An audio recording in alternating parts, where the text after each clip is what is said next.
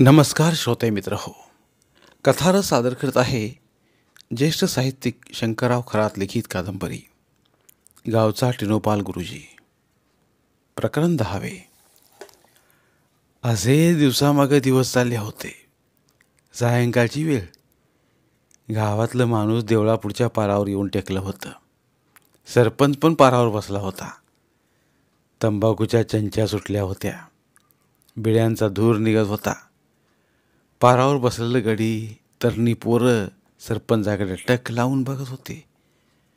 सरपंच आयतेच पारावर गावले. हे बघून कळता कारभारी त्यांना सरळच बोलला, सरपंच, एक मनातली गोष्ट बोलू का? बोला की. आजकाल आमच्या कानावर काय काय भलतंच येतंय. तू दुसरा गडी कसा म्हणतो? अहो, कानावर नाही, डोळ्यावर म्हणा. ते बी खरंच आहे. असं कारभारी गडी सरपंचाला बोलला. तुम्ही पंचमंडळी म्हणजे गावचं पाची पांडवच नाही का? होय, खरं आहे, सरपंचांचं उत्तर. मग पाची पांडवांचा एका मुखानं कारभार व्हायला पाहिजे का नको? पाहिजे की. मी कुठं नाही म्हणतोय. त्यात सरपंच म्हटला की गावचं नाकच म्हणा की. होय, ते खरंच आहे. मग आमच्या कानावरती ज्या गोष्टी पडतात त्या काय बऱ्या नाहीत. कारभाराचा स्पष्टच बोल. पण त्यात काय माझा दोष आहे का बोला? आणि मग माझा कान धरा. सरपंचाचा सरळ बोल. आता कोण दोषी आणि कोण निर्दोषी आहे आम्हाला का ठाऊ? असं कारभारी बोलता सरपंच तावा तावा गुंड्याबावर तडकलेच. त्याला का झालं? त्या भडव्या गुंड्यावाला बोलवा की तुमच्या मोरं. मग होऊन द्या खरेपणा काय तू. तोच एक जवळच बसला तरणा पोरगा सरपंचावर खवाळा. सरपंच, तुमचं असं भडव्या बिडव्या शिव्या द्यायचं काम नाही. काय ते सरळ तोंडानं बोला. तो नावाचा अण्णा गांजणेच आणि वर सरपंच, तो पण त्या पोरावर भडाकला. लेका, तुला काय यात पडलंय? तू कंच्या झाडाचा पाला. आता तोही ताज्या रक्ताचा पोरगाच, तो पण सरपंचावर उकडला. तुम्ही कोण टिकूजीराव? आम्ही हे खपून घेणार नाही बघा. ह्याचा भलता परिणाम होईल. अरे जा जा जा बोंबलत. तुझ्या गत मी अशी आडवी बांधतोय. मग काय, तो पोरगा पण सरपंचावर उसळला. असलं सरपंच पण मी आडवं बांधतोय. त्या रगील पोऱ्यानं सरपंचाचा धडधडीत अपमान केला. हे डोळ्यानं बघता सरपंचाच्या वाड्यामागच्या तसल्याच हिरवट गुणाच्या पोऱ्यानं दुसऱ्याच्या नडीला हात घातला. त्याला मागं हुंदरला. तोवर पारावर कालवा झाला. मोठं गडीमध्ये आडवं पडलं. त्या दोघांची झुंबाझुंबीची सोडवासोडव केली. पारावर परत शांतता झाली. मग तो कारभारी मध्येच बोलला, लेकानं, तुम्ही का तापल्यागत का झालाय?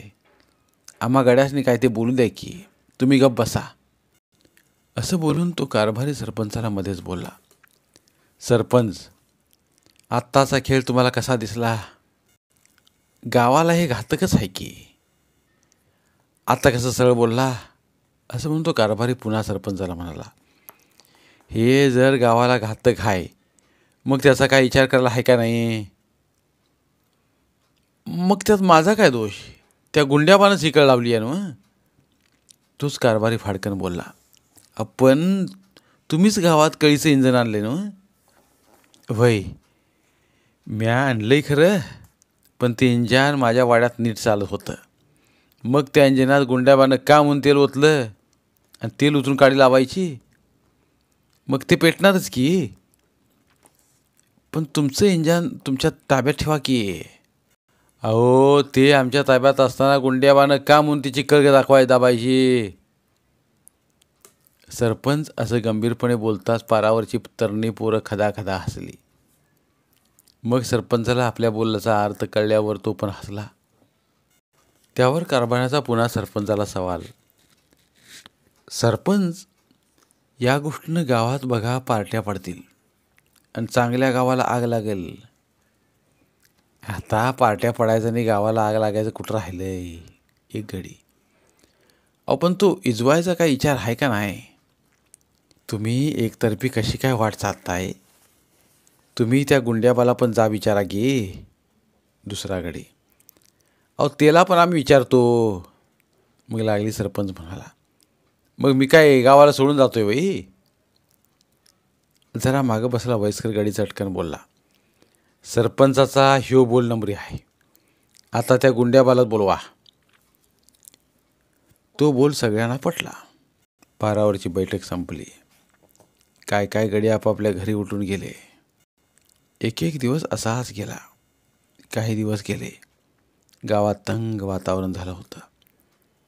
सहळ 2 पार्ट्या गावात पडल्या होत्या. पंचात पण पार्ट्या पडल्या होत्या. ग्रामपंचायतीची इमारत पहिलीच मोडकळी आली होती. त्यात त्या इमारतीच्या बगलीची भिंत पडली. गावच्या देवळाचं पण पडकं खिंडार झालं होतं. देवळातल्या देवावर ऊन आलं होतं. गावात एकच विषय मथुरा घारे या मास्तरणीचा. बायांत हीच चुकचुक. गड्यातही तिचा सगळा खल. सायंकाळची वेळ होती. गुंड्याबाला गावानं पारावून बोलावून घेतलं होतं. गावातले सगळे करते गडी पारावर जमले होते. तरणी पोरही बसली होती. त्यात कारभारानं सहज बोल काढला. आईला पहिलं आपलं गाव कसं सुतागत सरळ होतं. पण आता ही बया गावात आल्यापासून सुधारणा होण्यापरास गावचा इस्कोटच झाला. तोच एक पंच त्याला कसा म्हणतो. कारभारी काका, गावात सुधारणा पाहिजे म्हटल्यावर कसलं बी काय नवं वातावरण गावात सुटायचंच की. अरे वारं सुटायचं तर ते चांगल्या सुधारणेचं सुटू दे की. आम्हाला कळतंय तसं आमचं गाव एकमुखी. गडी माणूस बाईकडे वर पापणी करून बघायचा नाही. गावात सगळं कसं नदीच्या पाण्यागत निर्मळ चालायचं. पण आता सगळ्या निर्मळ पाण्याचा नाश केला. त्यात खव ढव करून गडूळ केलं त्यानं आता माणसाला माणूस काय ओळखना गड्या. ते खरं आहे काका. पण नदीच्या निर्मळ पाण्यात माशावर टप धरून बसणारे बगळं पण असतातच की. ह्यो नवा काळच असा आहे. गावाला इंजिन आल्यावर त्या इंजिनातनं धूर निघाल्यावर हवा जरा बिघडायचीच की. गड्यानो, तुमचा ह्यो नवा काळ खरं नव्हं. त्यानं माणसाची चाल उलटी झाली बघा. कारभारी, पण यंदा तुम्ही हायब्रिड ज्वारीच्या पोती पीक केलं. तो या नव्या काळचाच महिमा की. मग काय तुम्ही गावात हायब्रिडचं बेणं आणलं वई? कारभारी असं ठसक्यानं म्हणताच पारावर सगळा हशात आला. तोच पंचगडी हसतच म्हणाले. नव्या सुधारणा बरोबर अशा पण काय गोष्टी व्हायच्याच. दिव्यानं आपल्याला उजेड दिला तरी त्याला त्याच्या खाली अंधार असायचाच. हे असं तर चालायचंच. ए गड्या, असला आम्हाला आता खाली अंधार असणारा दिवा नको. आम्हाला बघ इलेक्ट्रिकचा दिवा पाहिजे. जगजगीत उजेड पाडणारा. येईल तसाच इलेक्ट्रिकचा पण दिवा गावात येईल. पण या सुधारणेच्या वाटेनं आपल्याला गेलं पाहिजे. तेव्हा अशा गोष्टीला तोंड दिलंच पाहिजे. ते बी खरं आहे खरं. तसं कारभारी बोलला. तो बंडोबा पंच पण आलाच. तो आल्या पारावर येऊन बसला. त्याला पाहताच कारभारानं गुंड्याबाला सवाल केला. गुंड्याबा, तुम्ही गावचं पंच म्हणा की. होय, पंचाला 2 डोळ असतात. होय असतात की, आणि नसतात बी. आता गावाची अब्रू वाचवायचं बघता का नाही? वाचवायचीच की. मी कुठं नाही म्हणतोय. मग आता ही कशी वाचवायची? ते सरपंचाला विचारा. तोच एक वयस्कर गडीमध्येच म्हणतो. सरपंचाला काय विचारता? ही आगीची कळस पार मुळासकट उपटून काढा की. ती कशी काढायची हो? एक गाडी.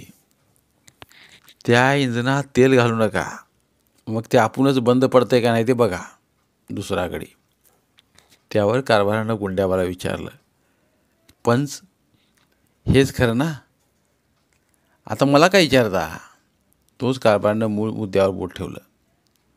त्या कळीच्या इंजिनाची किल्ली तुमच्या हातात आहे म्हणून कळतंय. मग गुंड्याबा गप्प झाला. तू काहीच बोल ना.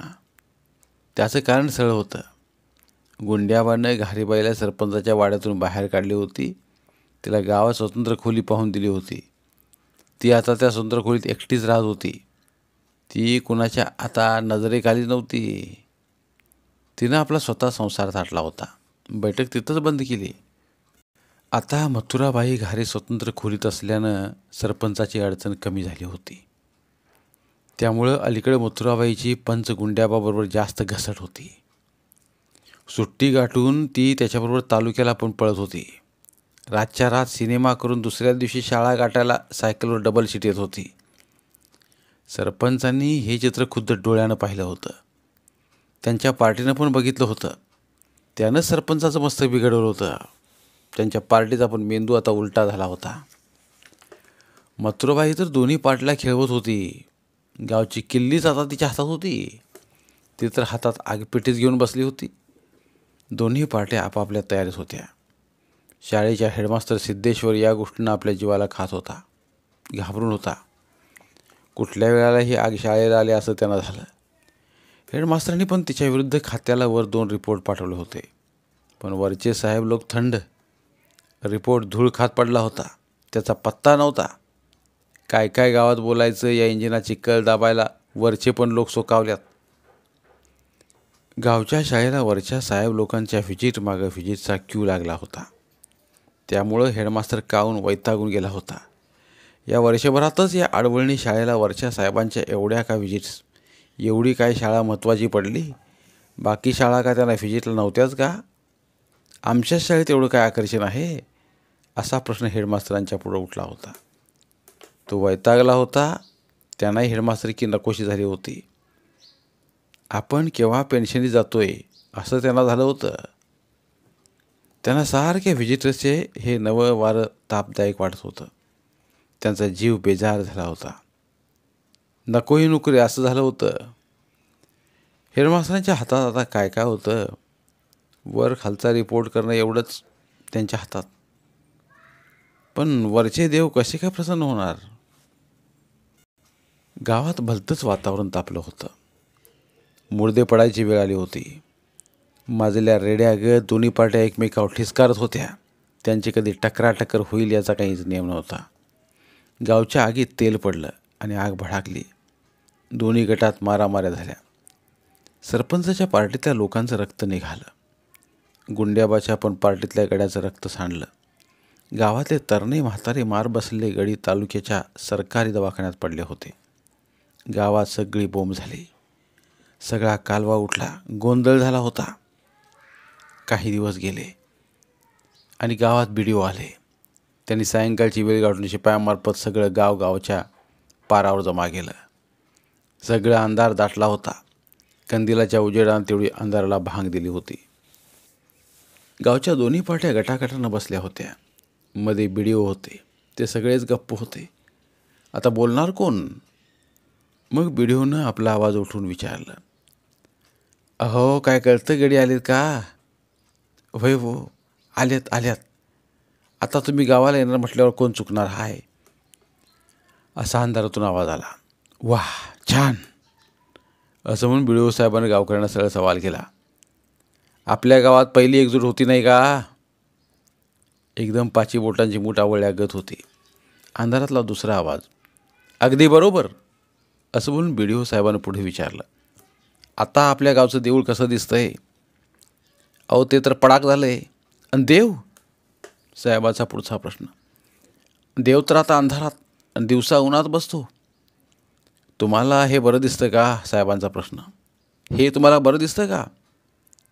आम्हाला हे बरं कसं दिसेल? एका गड्याचं उत्तर. त्यानंतर पुन्हा साहेबांनी सवाल केला, बरं गावच्या ग्रामपंचायतीची इमारत कशी काय? ते तर एकदम पडकं खिंडार झालंय. मग त्याचा विचार करणार आहे की नाही? BDO साहेबाचा सवाल ऐकून पुढेच बसला कळता कारभारीमध्येच उठून उभा राहिला. साहेबाला हात जोडून बोलू लागला, साहेब हे आम्हाला सगळं कळतंय, पण असं घडण्याचं मूळ शोधून काढा की. याचं काय ते मूळ तुम्हीच सांगा, बोला. असं साहेबांनी विचारताच कारभारीकडे बोलला, साहेब आता तर आमच्या गावाला आग लागली आहे. बरं पुढं? आता त्या आगीच्या कळीचा तेवढा पुरा बंदोबस्त करा आणि ती आगीची कळ कायमची आमच्या गावातून काढून टाका. ठीक आहे, मी त्याचा बंदोबस्त करतो, असं आश्वासन साहेबांना देऊन पुन्हा विचारलं.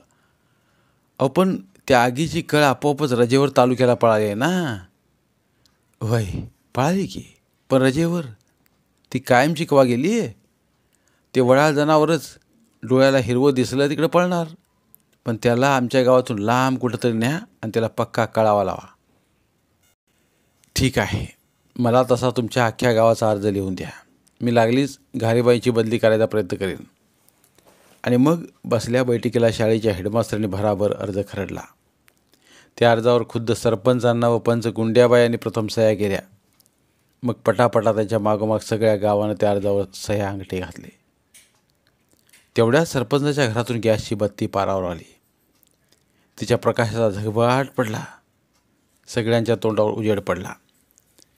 बिडिओनी गावच्या सह्यांचा अर्ज हातात घेतला व त्याने पुन्हा गावाला विचारलं, का हो मंडळी, माझ्याकडं त्या घारीबाईची बदली करा असा अनेक सह्या अंगठ्यांचा एक अर्ज आला आहे व त्याप्रमाणे तिची बदली करू नका असा दुसरा एक अर्ज आला आहे. ते अर्ज 2 पार्टीचे आहेत. त्या अर्जांचं मी काय करू सांगा? तेव्हा लागलीच कारभारी गडी स्पष्टच बोलला, साहेब आता दोन्ही अर्जाला काडी लावून टाका. ठीक आहे, ते दोन्ही अर्ज मी निकाली काढतो. बरं झालं, मग गावची पिढा जाईल बघा. असं अनेक मुखातून हे शब्द बाहेर पडले. बैठक संपली आणि सरपंचांना व पंच गुंड्याबा एकमेकांना कडकडून भेटले. त्यावेळी अख्ख्या गावानं टाळ्यांचा कडकडाट केला. धन्यवाद. उर्वरित कादंबरी पुढील भागात. आमच्या चॅनलच्या प्लेलिस्ट विभागात तुमच्यासाठी शेकडो कादंबऱ्यांचे ऑडिओ बुक्स उपलब्ध आहेत.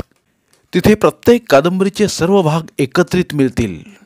त्यामुळे सध्या सुरू असलेल्या क्रमशः कादंबरीच्या पुढील भागासाठी वाट पाहण्याची गरज नाही. तुमच्या वेळेनुसार तुम्ही संपूर्ण कादंबरी सलगपणे ऐकू शकतात आणि साहित्याचा आस्वाद घेऊ शकता. कृपया आमच्या चॅनलच्या होमपेजवर जाऊन प्लेलिस्ट चेक करा आणि तुमची आवडती कादंबरी निवडा. धन्यवाद.